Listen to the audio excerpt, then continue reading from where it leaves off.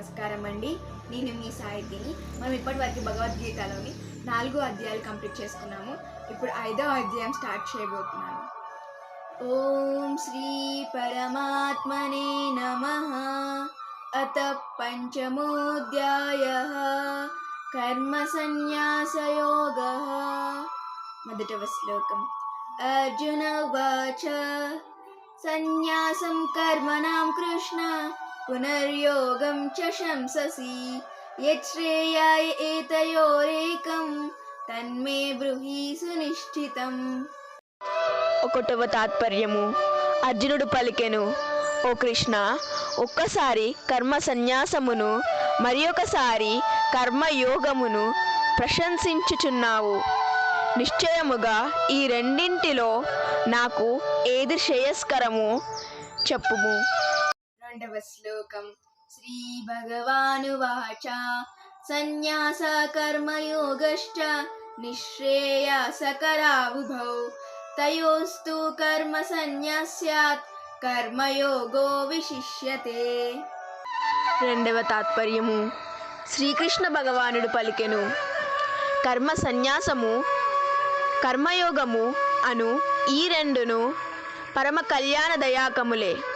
కానీ ఈ రెండింటిలోనూ కర్మ సన్యాసము కంటెను కర్మయోగము సాధనయందు సుగమ మగుట వలన శ్రేష్టమైనది.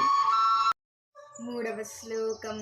జ్ఞేయస నిత్య సన్యాసి యో న ద్వేష్టి న కాంక్షతి నిర్ద్వంద్వో హి మహాబాహో సుఖం బంధాత్ ప్రముచ్యతే.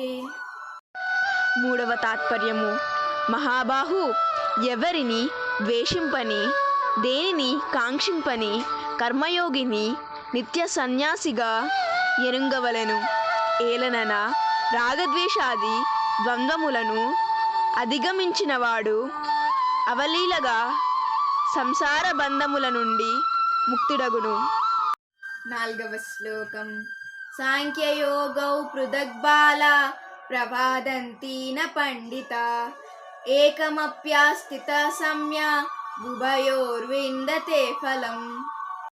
నాలుగవ తాత్పర్యము. సాంఖ్య కర్మయోగములు వేర్వేరు ఫలములను ఇచ్చునని మూర్ఖులు పలికెదరు, పండితులట్లు పలుకరు. ఆ రెండింటిలో ఏ ఒక్కదానినైనను బాగుగా విధానముగా ఆచరించినవాడు ఈ రెండింటి ఫలస్వరూపమైన పరమాత్మను పొందును. ఐదవ శ్లోకం. యత్సాంఖ్యే ప్రాప్యతే స్థానం తద్యోగైరాపి గమ్యతే ఏకం సాంఖ్యం చ యోగం చ యా పశ్యతి స పశ్యతి. ఐదవ తాత్పర్యము. జ్ఞానయోగులు పొందు పరంధామమునే కర్మయోగులను పొందుదురు. జ్ఞానయోగ ఫలమును కర్మయోగ ఫలమును ఒకటిగా చూచువాడే యథార్థమును గ్రహించును. ఆరవ శ్లోకం. సన్యాసస్తు మహాబాహో దుఃఖమాప్తుమయోగత యోగయుక్తో మునిర్బ్రహ్మ నచిరేనాధిగచ్చతి. ఆరవ తాత్పర్యము. కాని ఓ అర్జున, కర్మయోగమును అనుష్ఠింపక సన్యాసము అనగా మనస్సు, ఇంద్రియములు, శరీరముల ద్వారా జరుగు కర్మలన్నింటి అందును కర్తృత్వమును త్యజించుట కష్టము. భగవత్ స్వరూపమును మనము చేయు కర్మయోగి పరబ్రహ్మ పరమాత్మను శీఘ్రముగా పొందగలడు. ఏడవ శ్లోకం. యోగయుక్తో విశుద్ధాత్మ విజితాత్మ జితేంద్రియ సర్వభూతాత్మ భూతాత్మ కుర్వన్నపి న లిప్యతే. ఏడవ తాత్పర్యము. మనస్సును వశమునందుంచుకొనినవాడు జితేంద్రియుడు, అంతఃకరణ శుద్ధి కలవాడు, సర్వ ప్రాణులలో ఆత్మస్వరూపుడైన పరమాత్మను తన ఆత్మగా కలవాడు అగు కర్మయోగి కర్మలను ఆచరించుచున్నను ఆ కర్మలు వానిని అంటవు. 8వ శ్లోకం నైవ కించిత్ కరోమీతి యుక్తో మన్యేత తత్వవిత్ పశ్యాన్ శృణ్వాన్ స్పృశన్ జిజ్ఞాన్ స్నన్ గచ్చాన్ స్వపన్ శ్వసన్.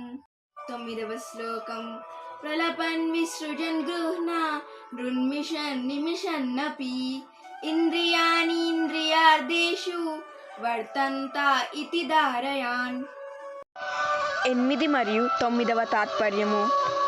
తత్వజ్ఞానుడైన సాంఖ్యయోగి చూచుచు వినుచు స్పృశించుచు అగ్రానించుచు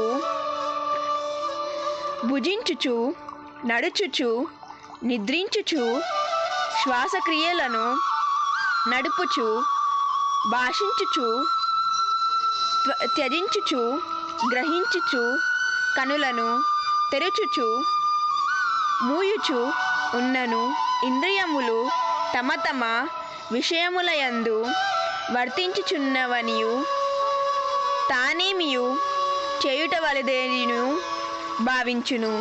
10వ శ్లోకం బ్రహ్మణ్యాదయ కర్మాణి సంగం త్యక్త్వా కరోతి యా లిప్యతే న స పాపేన పద్మపత్రామివాంబసా. 10వ తాత్పర్యము.